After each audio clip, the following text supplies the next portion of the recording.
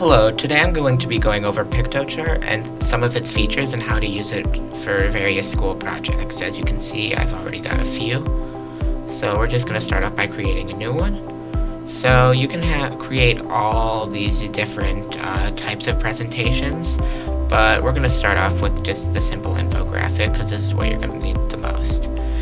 There are many different themes that you can choose from, but I'm going to start off by starting from blank. So once it's loaded, you'll have this white blank infographic. You can shrink it and you can also extend it pretty much however far you want. So to start off, you're going to want to pick a theme.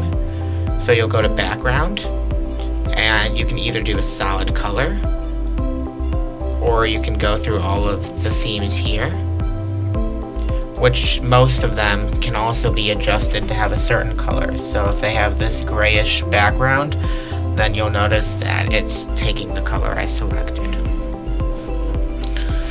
So one thing that you can do is you can upload your own images from here, which I have some of my previously uploaded images. For example, this is the logo of a self-driving car that I have uploaded from my computer in the past.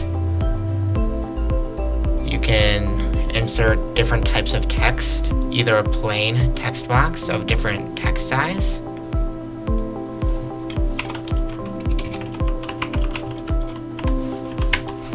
or you can have different types of frames for just different looks.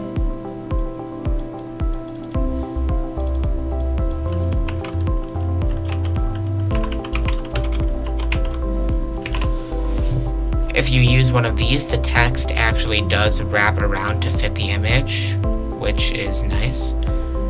And you can still, if you don't like the font, you can still change it. You can change the size or the color.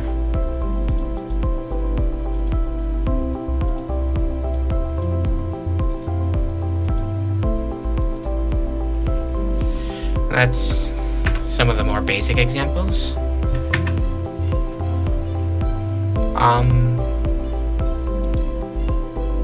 Other things you can do is you can add videos from YouTube with the link right here. You can create charts with all different types.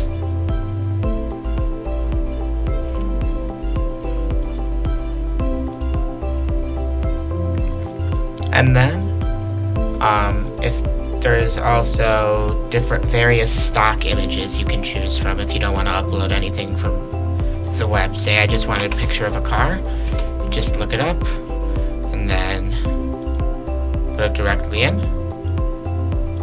and simple. In the design components section, you can add different things such as timelines or custom or smaller graphics to use for certain sections of it. So if I wanted to have one section with, say, the 3 people, I could put that there.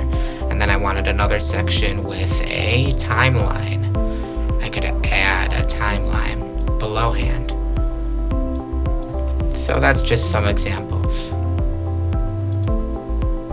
And then I believe that's really it. This is a very simple, easy to use editor that anybody can use, and it's very helpful at creating infographics. So I hope you found this presentation helpful, and thank you for watching.